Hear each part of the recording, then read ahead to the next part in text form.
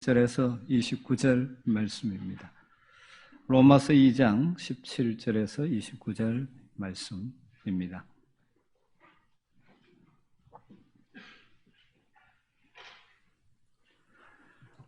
로마서 2장 17절부터 29절 말씀을 한 절씩 교독하겠습니다. 17절입니다. 유대인이라 불리는 내가 율법을 의지하며 하나님을 자랑하며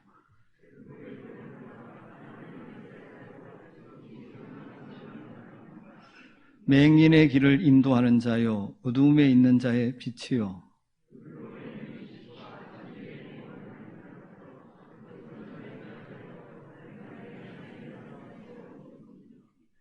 그러면 다른 사람을 가르치는 내가 내 자신은 가르치지 아니하느냐? 도둑질하지 말라 선포하는 네가 도둑질하느냐?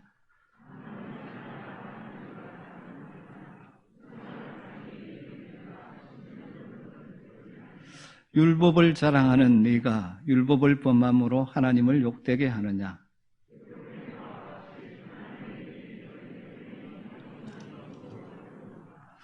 내가 율법을 행하면 할례가 유익하나 만일 율법을 범하면 내 할례는 무할례가 되느니라.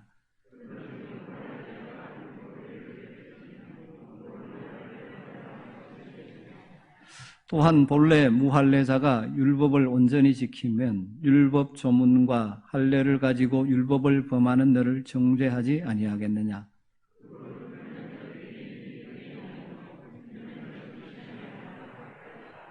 같이 읽습니다. 오직 이면적 유대인이 유대인이며 할례는 마음에 할지니 영에 있고 율법 조문에 있지 아니한 것이라.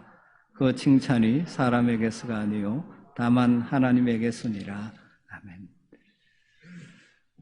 우리가 지금 살피고 있는 로마서 1장에서 3장의 핵심 주제는 모든 사람에게 복음이 필요하다 하는 것입니다. 왜냐하면 모든 사람이 하나님의 진노 아래에 있기 때문입니다. 또는 스스로 의롭다 하지만 자신의 의로는 하나님이 행위대로 하는 심판대 앞에 설 수 없기 때문이죠. 그래서 복음으로 말미암는 의, 즉 예수 그리스도를 믿는 자에게 주어지는 하나님의 의가 없다면 모든 인생은 하나님의 진노를 피할 수 없고 하나님의 심판을 견딜 수 없다는 사실을 논증해 가고 있습니다. 이런 바울이 전하는 하나님의 복음을 수긍하지 않는 거부하는 대표적인 부류의 사람들이 바로 유대인들이죠. 그들은 세상 사람들, 이방인들은 다 죄인일지 모르지만 자기들은 하나님의 선택한 백성이라고 고집스럽게 주장하고 있는 자들이죠. 그래서 우리는 하나님의 진노와 심판과 상관없다. 그렇게 주장하는 유대인들을 향해서 오늘 말씀을 통해서 왜 그들도 하나님의 진노로부터 자유로울 수 없고 복음, 하나님이 선물로 주시는 하나님의 의가 왜 필요한지를 지금 말씀하고 있는 것이죠. 오늘 말씀은 표면적으로는 유대인들을 향한 말씀입니다. 로마에 있는 유대인들, 그러나 유대인들을 향한 말씀이라고만 생각하면 안 되죠. 그러면 우리와 관계가 없습니다. 이 시대에 소위 하나님의 백성이라고 자부하는 그리스도인이라고 하는 자들 가운데도 오늘 유대인들이 가지고 있는 잘못된 생각, 같은 실수를 반복하는 자들이 많습니다. 그래서 오늘 말씀을 읽을 때 유대인을 그리스도인으로 바꾸어 읽으면서 우리 가운데 그런 모습이 없는지를 되돌아봐야 하는 것이죠. 이 유대인들의 가장 근본적인 문제가 뭐냐 하면 잘못된 선민의식, 특권의식, 우월의식입니다. 유대인들은 자신들만이 하나님의 택함을 받은 선민이고 언약 백성이라는 자부심이 아주 강한 민족이죠. 자부심까지는 괜찮은데 그것을 넘어서서 우월의식, 잘못된 선민의식으로 넘어가서 이방인들은 다 멸망하지만 자기 민족은 구원받는다는 어처구니 없는 영적 교만에 빠져 있는 것이죠. 그래서 오늘 말씀은 유대인이라고 불리는 네가 이렇게 시작하고 있습니다. 유대인이라고 불리는 네가 이 말 속에는 유대인이라고 스스로 긍지를 가지고 자랑하고 우월의식, 특권의식을 가진 그들의 잘못된 태도를 지적하려는 의도가 포함되어져 있죠. 이렇게 말하는 거죠. 너희들이 유대인이라고 우쭐대고 자랑하는데 내가 너희들의 실상을 보여줄게, 보게 해줄게, 그렇게 말하는 것입니다. 그러면서 유대인들이 자랑하는, 다르게 말하면 그들의 그런 특권의식의 근거가 되는 두 가지 문제를 지적하고 있죠. 하나는 그들이 율법을 가지고 있다는 것이 그들의 특권의식의 근거고, 두 번째는 그들이 할례를 받았다는 것이죠. 그래서 율법과 할례, 이것이 사실 유대인들의 정체성, 그들이 하나님의 순민이라는 정체성의 근거죠. 그들이 하나님의 택함받은 순민이라, 그래서 이방인들을 무시하는 근거가 이 두 가지입니다. 그들이 율법을 가지고 있다, 우리는 할례를 받은 언약 백성이다, 이 두 가지죠. 이것을 지적하면서 문제를 풀어가고 있습니다. 먼저 잘못된 그들의 특권의식의 첫 번째 근거가 되는 율법을 가지고 있다는 것을 다루기 시작합니다. 바울은 유대인들이 그런 우월의식과 특권의식을 가지고 우리는 이런 존재라고 그들 스스로 생각하고 믿는 바를 먼저 밝히고 있죠. 17절부터 20절까지가 한 문장입니다. 유대인이라 불리는 네가 해가지고 마지막 끝에 스스로 믿으니 이렇게 끝나고 있죠. 유대인들이 스스로 이렇게 믿고 이렇게 자신들을 생각하고 있다는 것이죠. 네가 율법을 의지하며, 그들은 하나님이 시내산에서 그들의 조상이 모세에게 율법을 주셨고 자신들이 그 율법을 가지고 있다, 우리는 율법을 소유한 자라는 자부심이 아주 큰 자들이죠. 그리고 그들은 하나님을 자랑하는 자들이죠. 그들은 하나님이 바로 그들의 하나님이라고 늘 자랑합니다. 이 말씀을 통해서 하나님은 오직 유대인의 하나님이라고 자부하는 그들의 독선을 간접적으로 지금 드러내고 있는 것이죠. 그리고 또 뭐라고 그들은 생각합니까? 하나님의 뜻을 알고 지극히 선한 것을 분간하며, 유대인들은 율법의 교훈을 받았기 때문에 하나님의 뜻이 무엇인지 알고 무엇이 가장 선한 것인지를 분별할 수 있다라고 스스로 생각하는 것이죠. 그리고 뒤에 가보면 20절에 율법에 있는 지식과 진리의 모본을 가진 자로서, 유대인들은 율법에 대한 해박은 지식을 가지고 있기 때문에 진리가 무엇인지 파악하고 그것을 실제 생활에 적용할 수 있는 능력을 가지고 있다고 생각하는 것입니다. 이렇게 생각하다 보니까 그들 스스로가 우리는 이런 존재야, 우리는 이런 존재다 라고 확신하고 믿고 있는 것이죠. 그 19절에 보면 우리는 맹인의 길을 인도하는 자요, 어두움에 있는 자들의 빛이라고 그들은 스스로 믿고 있는 거죠. 20절에 보면 어리석은 자의 교사요, 어린아이의 선생이라고 그들은 생각하고 주장한다는 것입니다. 여러분 어떻습니까?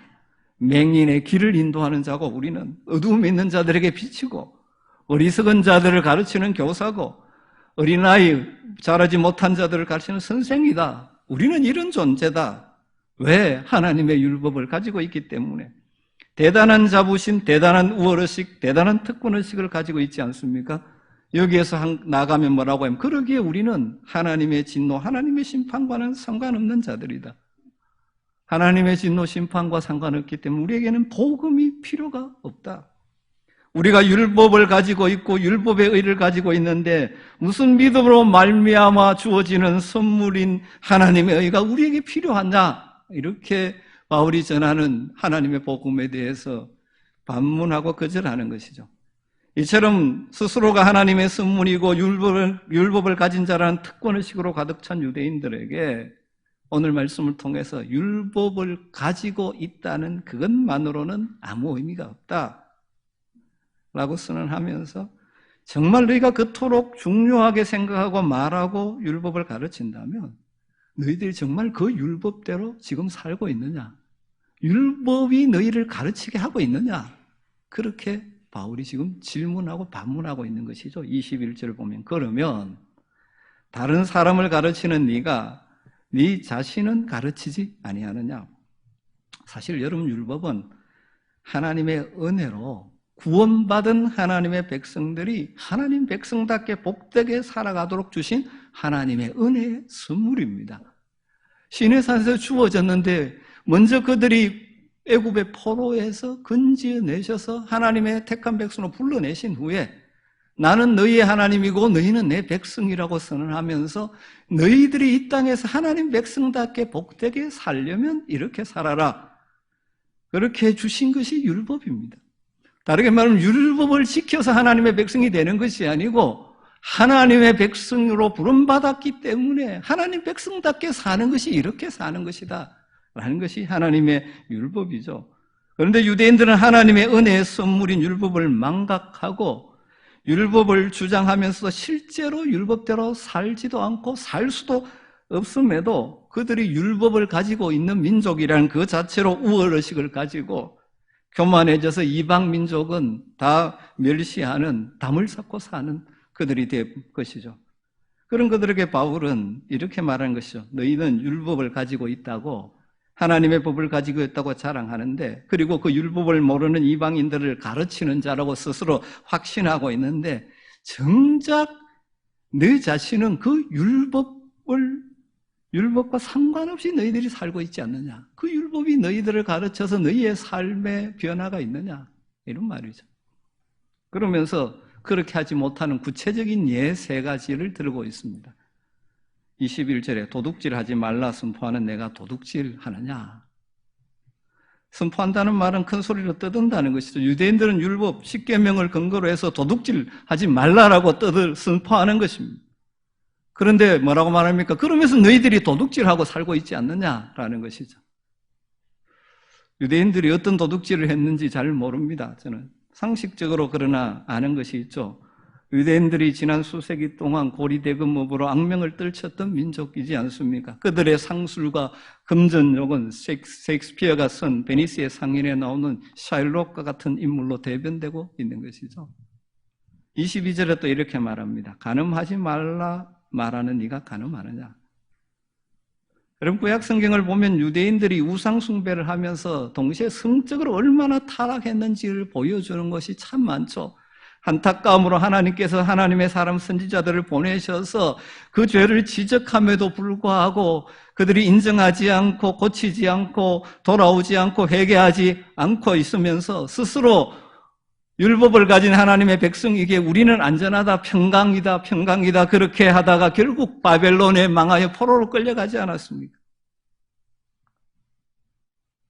22절에 보면 우상을 가정히 여기는 내가 신전 물건을 도둑질하느냐?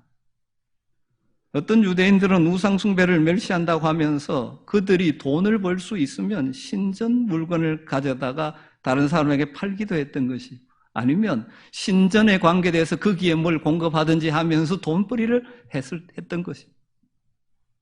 이건 3가지 예에 불과합니다. 유대인들이 율법을 가지고 있어서 스스로 의롭다고 착각하면서 실제로 율법이 그들을 가르치도록 하지 않는 그들의 모습을 지금 지적하는 예에 불과하죠. 우리는 유대인이 아니지 않습니까? 그럼 오늘 이 말씀이 우리와 상관이 없습니까? 이 질문을 우리에게로 적용하여 바꾸어 제가 드려보겠습니다. 그리스도인이라고 불리는 너희들아, 너희가 하나님의 말씀을 안다고 하며 그 말씀의 잣대로 다른 사람을 판단하기도 하는데 정말 그 말씀이 너희들을 가르치게 하고 있느냐? 말씀을 너 스스로에게 적용하고 그 말씀을 따라 변화된 삶을 살고 있느냐? 20세기 영국의 위대한 설교가 로이드 존슨은 신앙을 고백하는 그리스도인들에게 오늘 이 구절이 어떻게 적용되면 좋을지를 설명하면서 이렇게 말합니다. 매일 성경을 읽으면서 성경이 말하는 진리를 자기 자신에게 적용하는가?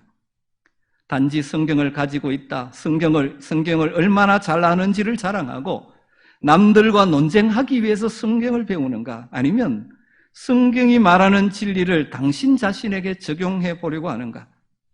성경을 읽으면서 스스로에게 이렇게 말하라. 성경이 말하는 대상은 바로 나다. 성경은 나에게 무엇을 말하고 있는가? 성경을 통해 자기 자신을 면밀히 살펴보지 않는다면 당신은 위험해질 수 있다. 당신 스스로에게 적용하지 않는다면 성경을 많이 알면 알수록 더 해로울 것이다. 성경에 대한 지식은 많아서 이렇다 저렇다 하는데 자기에게 적용하지 않으면 아는 것이 오히려 해롭다는 것이죠. 그것 가지고 남을 판단하고 지적하고 하는 것이죠. 사랑하는 성도 여러분, 하나님의 은혜로 구원받은 우리들에게 하나님은 그분의 말씀, 하나님의 백성으로서 복되게 살아가도록 하기 위해서 그분의 말씀을 우리에게 주셨습니다. 이 하나님의 말씀이 우리를 가르치게 해야 됩니다. 그럴 때 그 말씀이 우리를 변화시키는 것이죠. 그렇지 않고 단순히 말씀을 지식적으로만 알 때 우리는 그 말씀을 잣대로 다른 사람을 판단하고 정죄하는 소위 율법주의자가 될 위험성이 있는 것입니다. 바로 오늘 이 말씀에서 지적하고 있는 유대인의 모습과 같은 것이죠.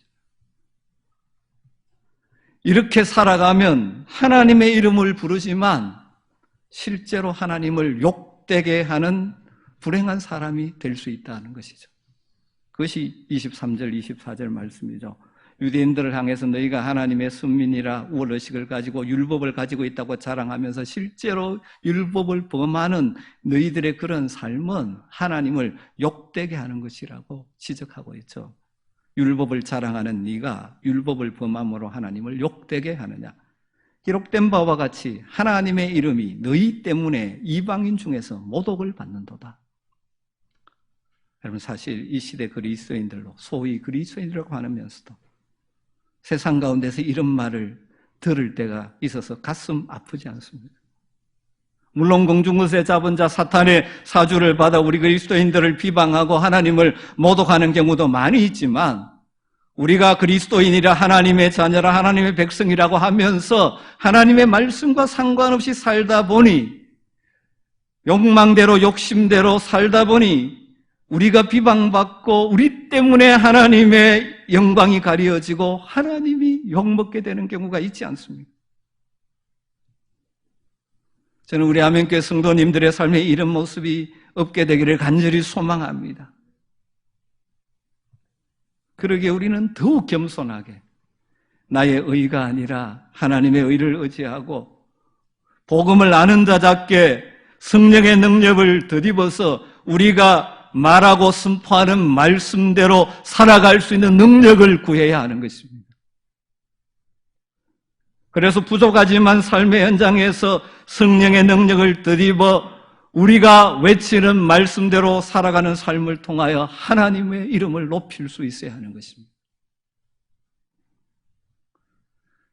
유대인들이 가진 잘못된 특권의식의 두 번째 근거가 할례입니다. 그들은 할례를 받은 언약 백성이라는 것이죠.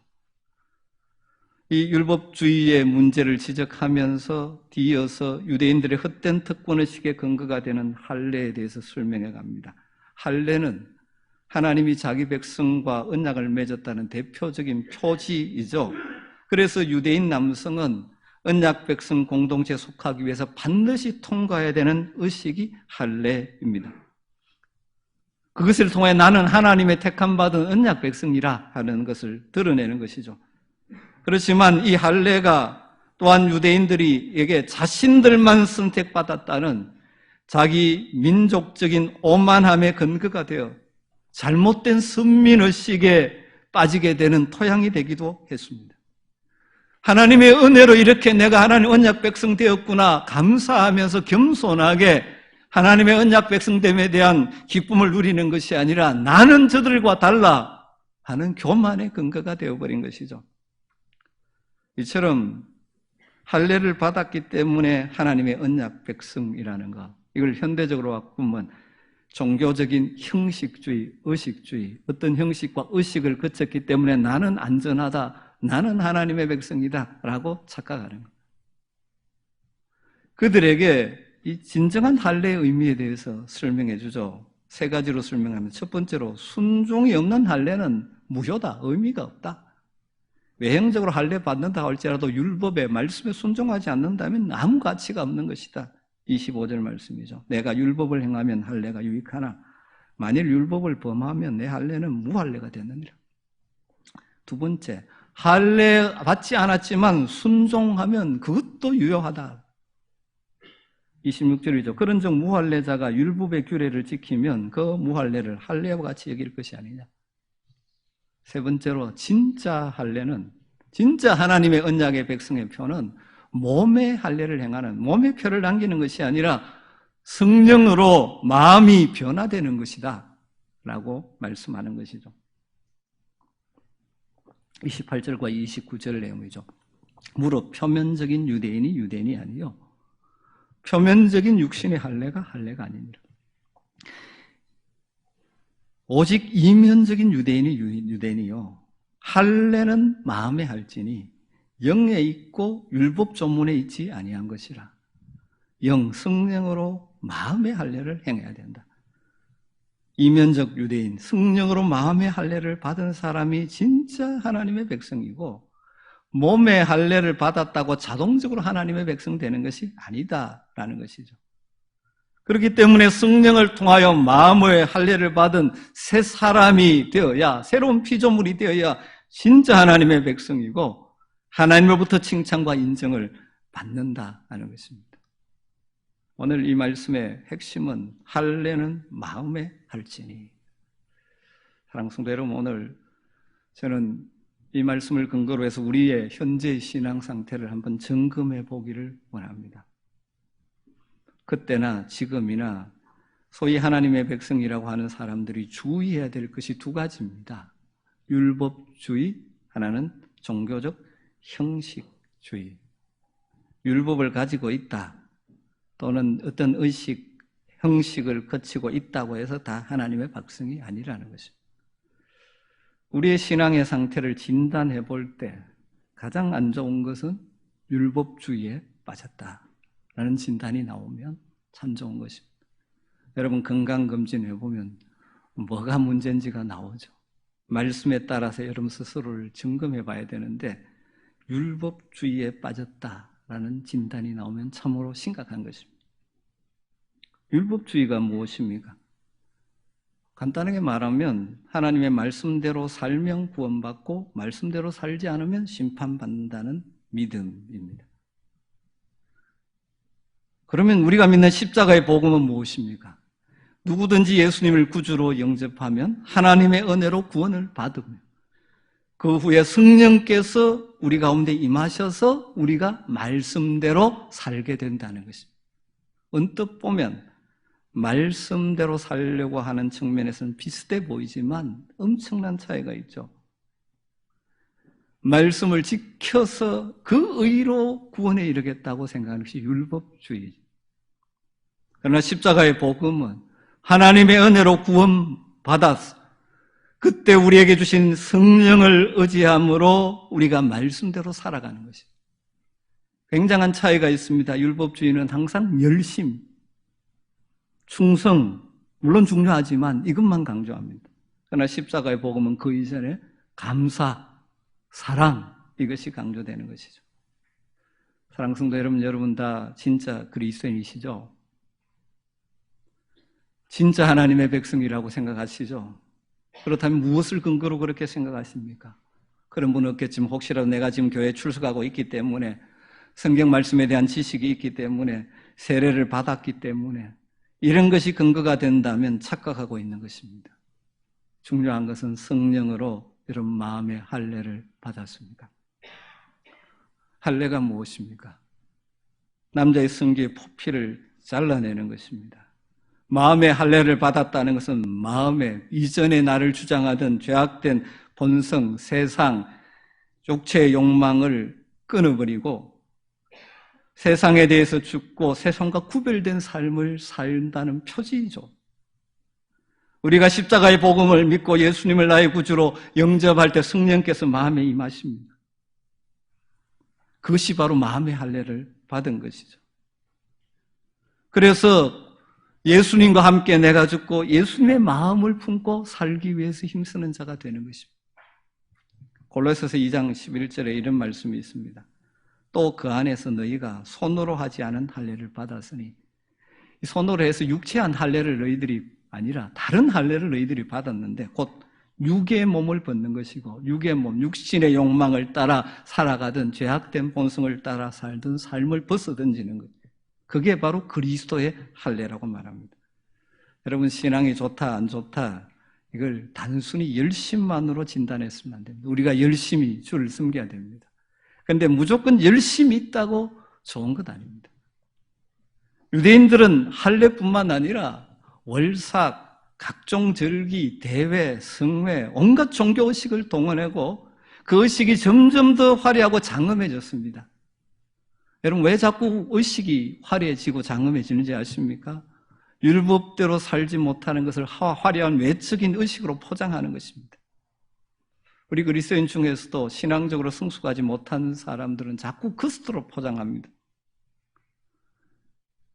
교단을 자랑하고 정통신앙에 속해 있다고 자랑하고 어떤 사람은 은사를 자랑하고 심지어 어떤 사람은 예배당이 크고 웅장한 것을 자랑하고 어떤 사람은 많이 모이는 큰 교회에 출석한다고 자랑하고 어떤 사람은 세상에서 인정받는 그 이름 있는 목사님 설교를 듣고 신앙생활 한다는 것을 자랑하고 그렇게 자랑합니다. 그게 뭐가 중요합니까? 정말 자랑해야 될 것은 진정으로 중요한 것은 우리 주변 사람들이 우리를 보면서 하나님이 어떤 분이신지를 알게 되고 믿게 되는 것이죠. 여러분 율법주의적으로 말씀을 지키기 위해서 힘쓰는데 율법주의적으로 해서 자신에게도 그렇고 다른 사람에게도 그렇게 잣대를 갖다 대는 사람들은 주변 사람들을 피곤하게 하고 힘들게 하고 어렵게 만듭니다. 그래서 그 사람이 성경 말씀은 굉장히 많이 아는데 가까이 가기가 싫어집니다. 율법주의와 정반대되는 십자가의 복음으로 사는 사람들은 그 은혜의 감격을 가지고 늘 감사와 사랑으로 숨기고 겸손하게 말씀 앞에 늘 엎드리는 자들이죠. 왜냐하면 성령 하나님께서 마음에 들어오심으로 마음이 변화되기 시작했기 때문입니다. 마음의 할례를 받았기 때문이죠. 그렇기 때문에 할례를 받은 마음이라는 것은 성령께서 임하셔서 부드러워진 마음, 말씀에 대해서 부드러워지고 사람들에 대해서 부드러워진 강팍한 마음이 아닌 부드러워진 마음이 되는 것이죠. 비가 내릴 때 딱딱한 땅이 부드러워지었지 성령의 은혜가 임해서 마음이 부드러워지는 것이죠. 늘 성령이 내 속에 계신다는 것을 의식하기 때문에 그분의 인도를 받으면서 감사하고 기쁨으로 사랑으로 하나님의 뜻대로 살기 위해서 힘쓰는 자들이죠. 하나님께서 그렇게 해주시겠다고 약속하셨지 않습니까? 구약 에스겔서에서 새 언약의 시대를 예언하면서 이렇게 말합니다. 또 새 영을 너희 속에 두고 새 마음을 너희에게 주되 너희 육신에서 굳은 마음을 제거하고 부드러운 마음을 줄 것이며 또 내 영을 너희 속에 두어 너희로 내 율례를 행하게 하리니 너희가 내 규례를 지켜 행할지라. 새 영, 성령이 우리 속에 오시면 굳은 마음, 강팍한 마음이 제거되고 부드러운 마음, 하나님 말씀에 민감하게 반응하는 부드러운 마음이 주어지는 것이죠.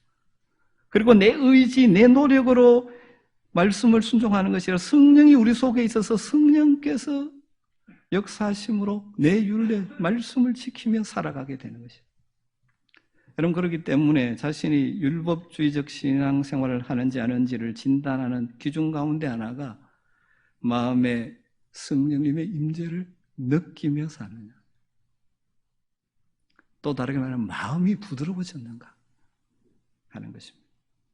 정리하겠습니다. 여러분 종교적 열심과 종교적 지식으로 자신을 포장하지 마십시오. 특별히 여러분의 열심과 성경 지식으로 다른 사람을 정죄하고 판단하는 그리고 자기 의를 드러내는 율법주의에 빠지지 않도록 조심하셔야 됩니다.